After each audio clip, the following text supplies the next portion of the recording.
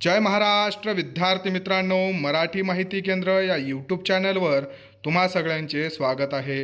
विद्यार्थी मित्रांनो, तुमच्यासाठी अजून एक माहिती घेऊन आलेलो आहे। त्यामध्ये सार्वजनिक आरोग्य विभाग असेल, महानगरपालिका असतील किंवा वैद्यकीय शिक्षण आणि औषधी द्रव्य विभाग असेल, बाल विकास आणि महिला असे जे काही महाराष्ट्र शासनाचे महाराष्ट्रामध्ये वेगवेगळे विभाग आहेत, त्या विभागाअंतर्गत लवकरच पदभरती प्रसिद्ध होणार आहेत आणि त्याच संदर्भात एक प्रसिद्धीपत्रक जे आहे ते प्रसिद्ध करण्यात आलेलं आहे।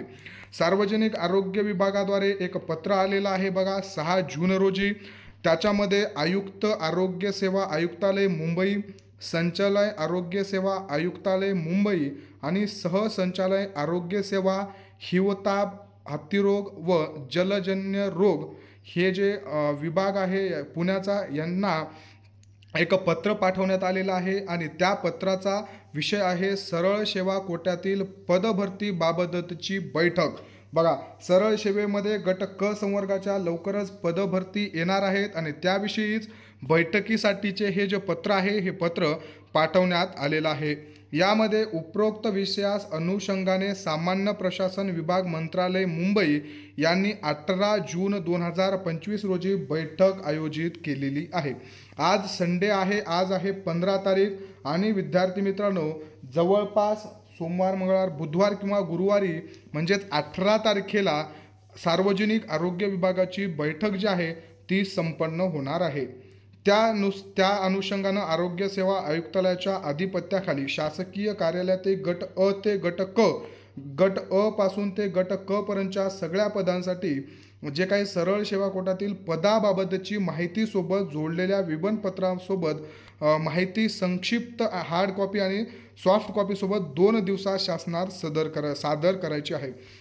विद्यार्थी मित्रांनो, आता बघा याच्यामध्ये काय सांगितलेलं आहे की सार्वजनिक आरोग्य विभागाला महाराष्ट्र शासनाचं एक पत्र गेलेलं आहे आणि त्यांनी सांगितलेलं आहे की हा त्यांना फॉर्मॅट दिलेला आहे सार्वजनिक आरोग्य विभागाला आणि या आरोग्य विभागाच्या ह्या दिलेला जो फॉर्मॅट आहे या फॉर्मॅटमध्ये ग्रुप ए चे, ग्रुप बी चे आणि ग्रुप सी च्या पदांचा तपशील घेऊन 18 तारखेला बैठकीला जायचं आहे।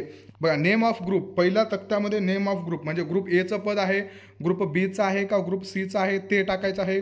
त्याच्यानंतर सिरियल नंबर आहे, त्याच्यानंतर कार्ड नेम आहे, कोणतं पद आहे, पे स्केल कोणता लागणार आहे, त्याच्यानंतर बघा त्याच्यासाठी टोटल पोस्ट किती असणार आहेत, प्रेफरन्स काय असणार आहे डायरेक्शन रिक्रुटमेंट पोस्टचा, त्याच्यानंतर बघा number of direct recruitment post out of त्याच्यामधल्या कितीपैकी किती भरून घ्यायच्या आहेत असं त्यांनी पूर्ण तक्ता दिलेला आहे।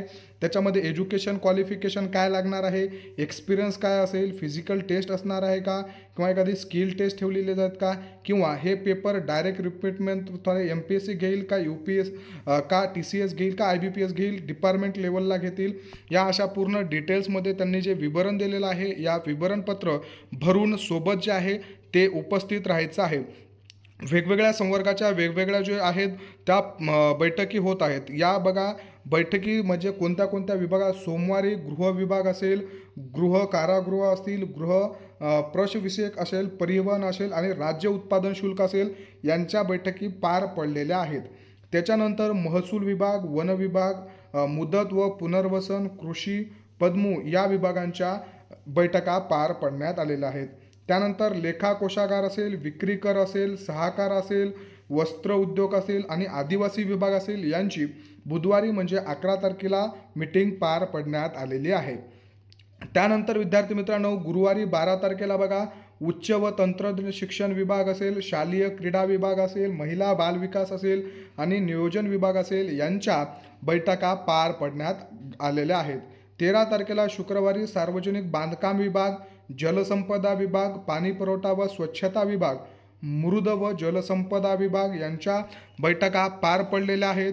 आणि या आठवड्यामध्ये सोमवारी 16 जूनला अन्न नागरी व पुरवठा व ग्राहक संरक्षण विभाग, विधी व न्याय विभाग, नगर विकास 1, नगर विकास 2 यांच्या बैठका पार पडतील। त्यानंतर मंगळवारी उद्योग, ऊर्जा, कामगार, खनिज आणि ग्रामविकास यांच्या बैठका पार पडणार आहेत। विद्यार्थी मित्रांनो, बुधवारी 18 जून रोजी सार्वजनिक आरोग्य विभागाची सकाळी 11 ते 11:30 या वेळेत बैठक पार पडणार आहे. सामाजिक न्याय व विशेष सहकार विभागाची, त्याच्यानंतर मराठी भाषा विभाग, दिव्यांग विभाग आणि पर्यावरण विभाग यांची. तर विद्यार्थी मित्रांनो, 19 तारखेला गुरुवारी पर्यटन, सांस्कृतिक, वैद्यकीय शिक्षण आणि औषधी द्रव्ये विभाग, इतर मागासवर्गीय व बहुजन कल्याण विभाग आणि गृहनिर्माण विभाग आणि उर्वरित शुक्रवारी सामान्य प्रशासन विभाग असेल, त्यानंतर अल्पसंख्याक असेल आणि कौशल्य विकास व उद्योजक विभाग असेल, अशा वेगवेगळ्या 46 विभागांच्या बैठका बोलवण्यात आलेल्या आहेत. आणि या बैठकांमध्ये फक्त विद्यार्थी मित्रांनो तपशील आहे. या बैठकांचा सब्जेक्ट आहे तो म्हणजे सरळ सेवेतील कोट्यातील पदभरतीविषयीची बैठक. या ज्या बैठका होत आहेत, वेगवेगळ्या 46 संवर्गाच्या बैठकी चालू आहेत. या 46 संवर्गातील बैठकीचा एकच टॉपिक आहे, एकच विषय आहे आणि तो विषय म्हणजे सरळ सेवेच्या कोट्यातील पदभरती. आणि या पदभरतीसाठीच ह्या बैठका होत आहेत. मग आता बघा विद्यार्थी मित्रांनो, इथं जे विभाग आहेत, उपस्थित असताना त्यांनी आपल्या आपल्या विभागातील एकूण मंजूर पदं किती आहेत, या मंजूर पदांपैकी रिक्त किती आहेत, भरलेली किती आहेत, त्याच्यानंतर तुमचे त्याचबरोबर पदोन्नती किती पदं झालेली आहेत, या सगळा तपशील, त्याचसोबत कोणत्या पदांसाठी काय क्वालिफिकेशन लागेल, किती एक्सपिरियन्स ठेवायला पाहिजे, किंवा मग त्यांचा पेपर सरळ रिक्रुटमेंटनुसार IBPS कंपनीला द्यायचा आहे, TCSला द्यायचा आहे का मग MPSCद्वारे ही पदभरती भरून घ्यायची आहे. अशा विषयीचे सगळ्या जे टॉपिक आहे, त्या सगळ्या गोष्टी, या सगळ्या बाबी त्या विभागानं 2 दिवसात एकत्रित करून त्या मीटिंगला जायचं आहे. त्या मीटिंगला तो तपशील सोबत घेऊन जायचा आहे. आणि मग तिथं त्या बैठकीमध्ये रिक्त पदांपैकी किती पदांवर पदभरती काढायची आहे, कोणत्या विभागामध्ये पदभरती घेणं गरजेचं आहे, अति विशेष जे आहेत म्हणजे जे इम्पॉर्टंट आहेत, आपत्कालीन विभाग आहेत, त्या विभागांमध्ये पदभरती घ्यायची आहे.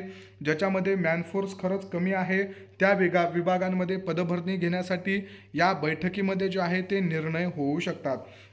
विद्यार्थी मित्रांनो बघा, जे स्थानिक निवडणुका आहेत त्यांचे ऑक्टोबर-नोव्हेंबरमध्ये हे होतील, निवडणुका होतील असं कळतंय. आता जून महिना चालू आहे, जुलै, ऑगस्ट, सप्टेंबर, ऑक्टोबर म्हणजे 4 महिने आहेत. आणि ऑक्टोबर-नोव्हेंबरमध्ये किंवा सप्टेंबर-ऑक्टोबरमध्ये निवडणुका म्हणल्या तर नोव्हेंबर-डिसेंबर असे होऊन 2च महिने राहतात. आणि 1 जानेवारीपासून सगळं हे कारभार जो आहे गट क चा तो MPSCकडे जाऊ शकतो. त्या अनुषंगानं असं वाटतंय की आचारसंहिता लागण्याच्या आधी सप्टेंबर-ऑक्टोबरमध्ये जरी म्हणलं निवडणुका, तरी ऑगस्टमध्ये तुमची आचारसंहिता लागू शकते. म्हणजेच आचारसंहितेपूर्वी ॲड जे आहे ते प्रसिद्ध होऊ शकतात. त्यामुळं तुम्ही तुमचं फोकस अभ्यासावर ठेवा. जाहिराती आचारसंहितेच्या आधी किंवा आचारसंहिता निवडणुका झाल्याच्या नंतर 100% येणारच आहेत. निवडणूक पूर्वी येतील का निवडणूक झाल्यानंतर येतील हे सांगणं थोडंसं कठीण आहे. कधी आल्या तरी काही फरक पडला नाही पाहिजे. तुमचा अभ्यास पूर्ण झालेला पाहिजे आणि या पदभरतीमध्ये तुम्ही तुमचं पद मिळवलं पाहिजे, एवढंच गरजेचं आहे. त्यामुळं अभ्यास करा. तुम्हाला काही शंका असतील कमेंट बॉक्समध्ये विचारा. आता सध्या सरळ सेवेद्वारे गट ड चे नियमित पदं भरून घेतले जात आहेत. DMERद्वारे छत्रपती संभाजीनगर गव्हर्नमेंट मेडिकल कॉलेजसाठी. त्याच्यासाठी तुम्हाला फॉर्म भरायचा असेल तर डिस्क्रिप्शन बॉक्समध्ये एक व्हॉट्सअपची लिंक आहे, तिथं जाऊन तुम्ही मेसेज करू शकता. ज्यांना स्टाफ नर्स किंवा औषध निर्माता गट क च्या नियमित पदांसाठी फॉर्म भरायचा आहे, त्यांच्यासाठी कल्याण डोंबिवली महानगरपालिकेमध्ये सुद्धा फॉर्म भरणं चालू आहे. तुम्ही त्या पदभरतीसाठी सुद्धा फॉर्म भरू शकता. विद्यार्थी मित्रांनो, तुम्हाला दिलेली माहिती आवडली असेल तर व्हिडिओला लाईक करा, चॅनलला सबस्क्राईब करा. सगळे PDF नोट्स मिळवण्यासाठी टेलिग्राम चॅनलसुद्धा नक्की जॉईन करा. धन्यवाद.